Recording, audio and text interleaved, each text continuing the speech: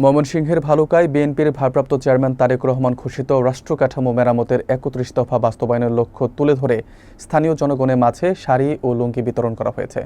বিস্তারিত থাকছে মনিরুজ্জামান এবং সাইফুল ইসলামের প্রতিবেদনে। শুক্রবার বিকেলে উথুরা ইউনিয়ন বিএনপির আয়োজনে উথুরা কলেজ মাঠে এ বিতরণ অনুষ্ঠান অনুষ্ঠিত হয়। অনুষ্ঠানে উপজেলা বিএনপির যুগ্ম আহ্বায়ক আইয়ুব আলী কমান্ডারের সভাপতিত্বে প্রধান অতিথি হিসেবে উপস্থিত ছিলেন অনুষ্ঠানে উপজেলা বিএনপির ভারপ্রাপ্ত আহ্বায়ক আলহাজ মোহাম্মদ মোর্শেদ আলম। বিশেষ অতিথি হিসেবে উপস্থিত ছিলেন উপজেলা বিএনপির যুগ্ম আহ্বায়ক সালাউদ্দিন আহমেদ, মুজিবুর রহমান মজু, রুহুল আমিন, উপজেলা শ্রমিক দলের সভাপতি আলহাজ শমীক হাসান সোহাগ, সাধারণ সম্পাদক শাহ মোহাম্মদ সুজন, যুবদল নেতা নাইমুল করিম জান্নাত, স্বেচ্ছাসেবক দল নেতা কায়সার আহমেদ কাজল সহ অন্যান্য নেতৃবৃন্দ।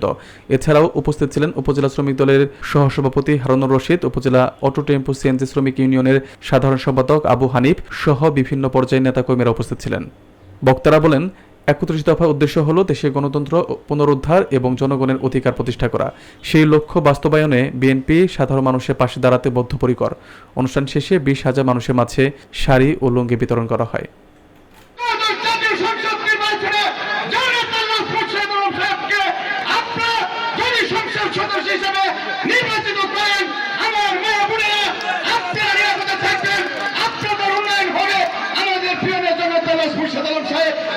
যুবক, বিশেষ করে মহিলা ভোটার, আমাদের ভালুকায় কিন্তু মহিলা ভোটার পুরুষ ভোটার এসে বেশি। আজকে তরুণ সমাজের ৬ কোটি ভোট, তরুণদের ভোট যেদিকে যাবে, যার কাছে যাবে সেই পাস করবে।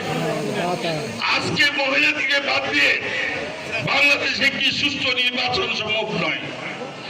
মহিলাদেরকে উদ্বুদ্ধ করতে হবে, অনুপ্রাণিত করতে হবে, ভোট কেন্দ্রে যাইতে বলতে হবে। গণতন্ত্রের প্রবক্তা, মহান স্বাধীনতার ঘোষক, রণাঙ্গনের বীর মুক্তিযোদ্ধা, বিএনপির প্রতিষ্ঠাতা চেয়ারম্যান শহীদ রাষ্ট্রপতি জিয়াউর রহমান সাহেবকে তারই পাশাপাশি স্মরণ করছি গত জুলাই আগস্ট আন্দোলনে যে সমস্ত ছাত্রছাত্রী জনতা পথচারী বিভিন্ন পেশা শ্রেণীর মানুষ জীবন দিয়ে বন্ধুত্ব বরণ করে এদেশ থেকে ফ্যাসিস্ট মুক্ত করেছে, সেই সমস্ত শহীদদেরকে গভীর শ্রদ্ধার সাথে স্মরণ করছি এবং যারা হাসপাতালে এখনো চিকিৎসাধীন আছেন তাদের সুস্থতা কামনা করছি।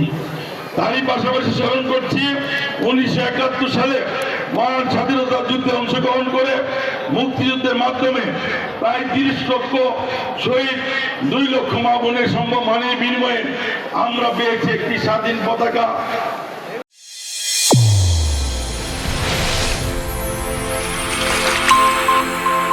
চ্যানেল A1 হৃদয় রেসপন্স।